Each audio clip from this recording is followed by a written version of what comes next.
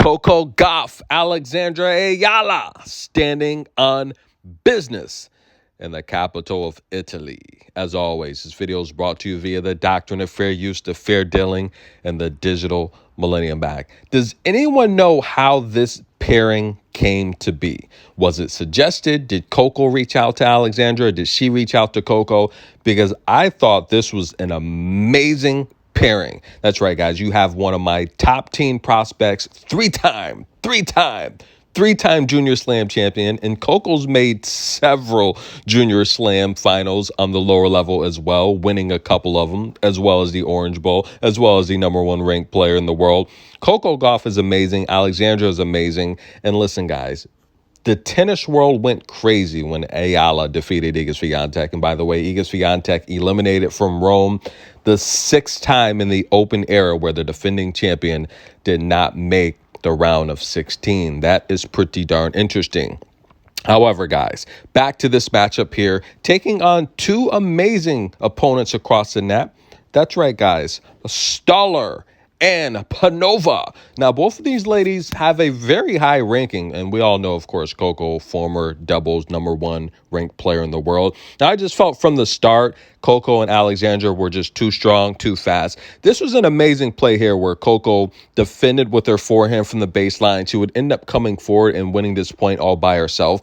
And it gave me a flashback. Remember, guys, at the U.S. Open, Venus and Serena, where literally Venus defended, I think it was like 18 shots. Could have been 20. She defended like 18 shots by herself. Serena just backed up and said, Venus, do your thing. Venus returned like 18 shots by herself and ended up winning the point. The crowd went crazy. This reminded me of that. It wasn't as long of a rally, but Coco defended and won the point by herself. Eala, she just sat back and watched. Now, this here also brought back memories of Venus and Serena because this was like a defensive wall here. We know Coco is the best defender in the world, but Panova could not get anything through this defensive wall, and it was great to see them play doubles together.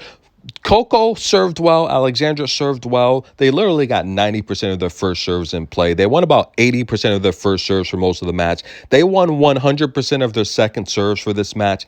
And they would win their opponent's second serve every single point, every one of them. Now, I felt this was great watching Coco kind of be a big mentor to Alexandra Eala. She would come over, ask Coco questions. Coco would give her advice and kind of take control. I thought it was great. And look, you know Alexandra looks up to Coco, right? Coco's the most popular tennis player in the world, the highest earning tennis player, male or female, in the world. I thought it was great. And I'm telling you guys, when Coco pairs up with the left-handed doubles partner, I think it's going to be a problem for other opponents because you can't get anything through. You got what are you going to do? Play into Coco's backhand side? You can't get anything through. I think it's smart. It really is smart. But again, guys, this was a pretty easy match for Coco and Alexandra Eala. They dominated two very good doubles opponents. They'd win this in straight sets, a breadstick in the second set. And the big news, ladies and gentlemen, you probably heard by now, Iga Swiatek eliminated from Rome. That's right, unable to defend her title. She's going to lose about 1,000 points. That bumps Coco Gauff up into the #2 spot. Huge shuffle in the rankings, ladies and gentlemen, as for the sixth time in the Open era, the defending champion fails to make at least a round of 16. So Iga Swiatek, let's wish her the best. I think she's going through a lot off the court. She hasn't seen herself. She looks a little bit thin. But Coco Gauff, Alexandra Eala, they prevail, victorious, ladies and gentlemen. What's next for them? Listen, guys, they're going to take on the winner of, there's Grant and then there's Pagano. They're taking on Danny and Kroma.